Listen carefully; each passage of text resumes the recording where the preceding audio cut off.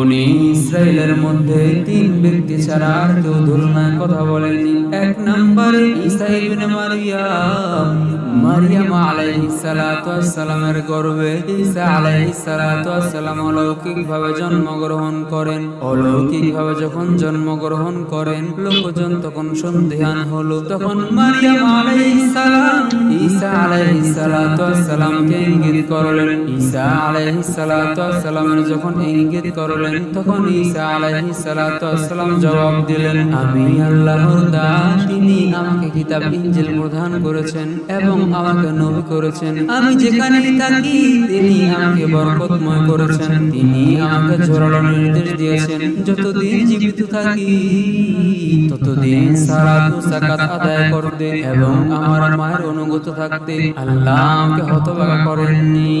এবার আসুন তুলনায় কথা বলা দ্বিতীয় শিশুর কথা আমরা আলোচনা করি। 2 নম্বর জুরাইজ একজন আবেদ বান্দা ছিলেন। তিনি নিজের জন্য একটি ইবাদতখানা তৈরি করলেন, ইবাদতগাহ তৈরি করলেন। তিনি সেখানে থাকা অবস্থায় একদিন তার মা সেখানে আসলেন। এই সময় তিনি নামাজে রত ছিলেন। তার মা বললেন, হে জুরাইজ। তখন তিনি মনে মনে বলেন, হে প্রভু, একদিকে আমার সালাত আর অন্যদিকে আমার মা। জুরাইজ সালাতেই মগ্ন ছিলেন। তার মা চলে গেলেন। পরের দিন তার মা আবার চলে আসলেন। তার মা আসার পর ডাক দিয়া বলে, হে জুরাইজ, গতকাল ফিরে দিছো, আজ তুমি আমারে ফিরে দিও না। এবার আসো। আজ জুরাইজ নামাজের মতো আগের দিনের অবস্থায় আছেন। এবার জুরাইজ চিন্তা করতেছেন, একদিকে আমার নামাজ, অন্যদিকে আমার মা, কি করব? সে আর নামাজ ছাড়লেন না। আজ মা চলে গেলেন। তৃতীয় দিন মা চলে আসলেন। মা আসার পর জুরাইজকে ডাক দিয়া বলে, হে জুরাইজ, 2 দিন তারাই দিছো, আজ আর তুমি আমার তারাই আমার সন্তান। ও আমার সন্তান, তুমি পাহাড়ের চূড়ায়, আমি মা এত কষ্ট করে আসলাম, আমার ডাকে সাড়া দাও। জুরাইজ আজ গত 2 দিনের মতন নামাজে ব্যস্ত ছিলেন। জুরাইজ চিন্তা করলেন, একদিকে আমার মা, অন্যদিকে নামাজ, কি করব? জুরাইজ নামাজ ছাড়লেন না। এইবার মা রাগ করিয়া ডাক দিয়া বলে, হে দয়ার মালিক, আমার সন্তানকে তুমি বেগানা চেহারা না দেখাইয়া মৃত্যু দিও না। বনি ইসরাইলের মধ্যে জুরাইজ ও তার ইবাদতখানার কথা অনেক আলোচনা হতে লাগলো। কিন্তু এক বেচারি নারী সে ডাক দিয়া বলে, তোমরা যদি চাও আমি তোমাদের জুরাইজকে বিভ্রান্তের মধ্যে ফেলাতে পারি। সবাই ডাক দিয়া বললে, তাহলে ঠিক আছে, যাও, আমাদের জুরাইজ কখনো বিভ্রান্তের মধ্যে পড়বে না। ওই নারী তার সৌন্দর্য দিয়া জুরাইজ তার কাছে চলে গেলেন। জুরাইজ দিয়ে কোনো মনোযোগ দিলেন না, কোনো মন দিলেন না। ওই মেয়েটা অনেক চেষ্টা করার পর জুরাইজ তাকে কোনোভাবে সে ফুসলাতে পারলো না, কোনোভাবে পটাইতে পারলো না। এইবার মেয়েটা অনেক কষ্ট পাইয়া আশেপাশে একজন রাখাল ছিলেন, ওই রাখালের কাছে চলে গেলেন। মেয়েটা রাখালের কাছে যাওয়ার পর রাখালকে ডাক দিয়া বলে, হে রাখাল, আমার শরীরে তোমাকে 1 ঘন্টার জন্য দিয়া দিলাম, যাও যাও, তুমি তোমার খায়েশ মিটাও এবং আমার একটা বাচ্চা লাগবে, তুমি আমাকে বাচ্চা দাও। এরপর ওই মেয়েটার একটা বাচ্চা হলো।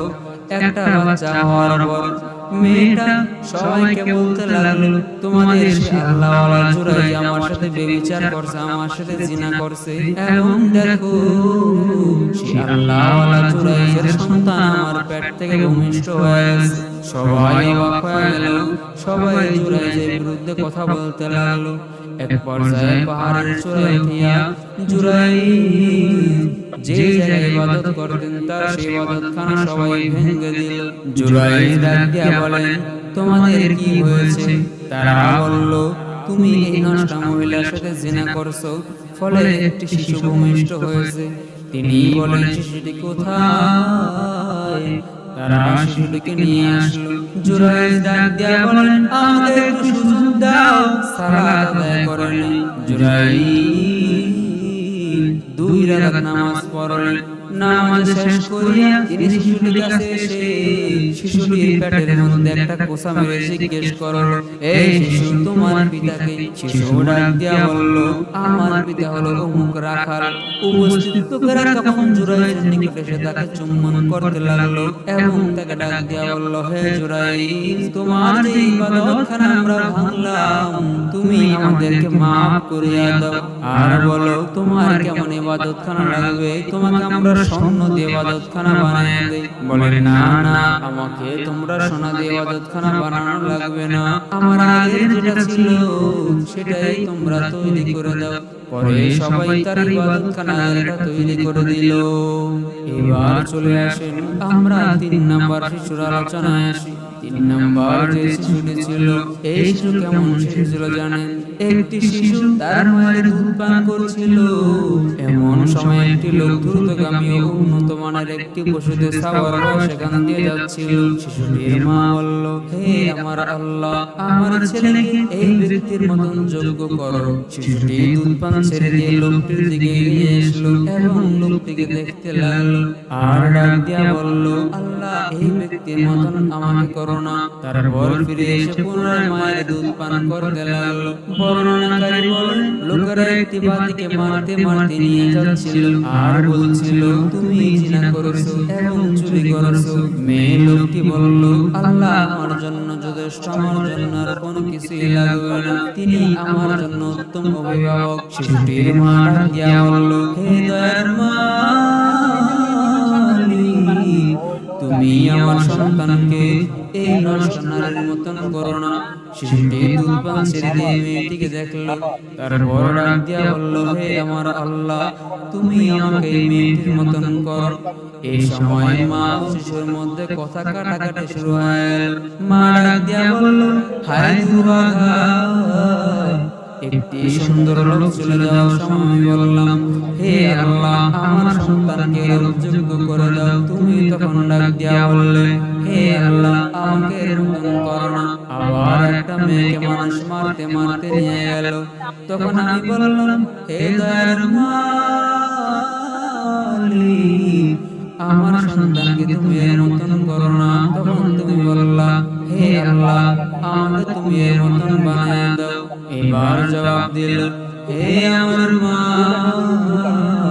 প্রথম ব্যক্তি ছিল অনেক জালেম, অনেক খারাপ, সেই জন্য আমি বললাম, হে আমার রব, হে আমার আল্লাহ, হে আমার প্রভু, আমাকে এই ব্যক্তির মতন করো না। আর দ্বিতীয় নম্বরে যে মহিলাকে মারতে মারতে নিয়ে গেল, যে মহিলাকে ডাক দিয়া বলল, তুমি জিনা করছো এবং চুরি করছো। তখন আমি বললাম, আমাকে এই মহিলার মতন করার জন্য। কেন বললাম? কারণ ওই মহিলা আসলে কোনো জিনা করে নাই, আসলে চুরি করে নাই। ওই মহিলার নামে মিথ্যা মামলা করা হয়েছে। ওই মহিলা ছিল মাজলুম।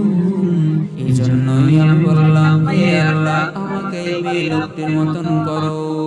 হে দুনিয়ার মানুষ, আমরা শিক্ষা পাইলাম, আল্লাহর উপর পূর্ণ আস্থা থাকলে কেউ খারাপ কিছু ঘটাতে পারে না। কোনো হকপন্থী ব্যক্তির বিরুদ্ধে যতই ষড়যন্ত্র করা হোক না কেন, তা একদিন না একদিন সত্য প্রকাশ হবে এবং ষড়যন্ত্রকারীরা লজ্জিত হবে। আমরা যাকে ভালো মনে করি, প্রকৃতপক্ষে সে ভালো নাও হতে পারে। পক্ষান্তরে যাকে আমরা খারাপ মনে করি, প্রকৃতপক্ষে সে খারাপ হতে নাও পারে। আল্লাহ তাআলা আমাদেরকে বুঝার তৌফিক দান করুন। আমরা এই গল্প থেকে একটা জিনিস শিক্ষা পাইলাম, সর্বদা মা বাবার সাথে সৎ ব্যবহার করতে হবে, ভালো ব্যবহার করতে হবে। আল্লাহ পাক রব্বুল আলামিন আমাদের সবাইকে বুঝার তৌফিক দান করুন।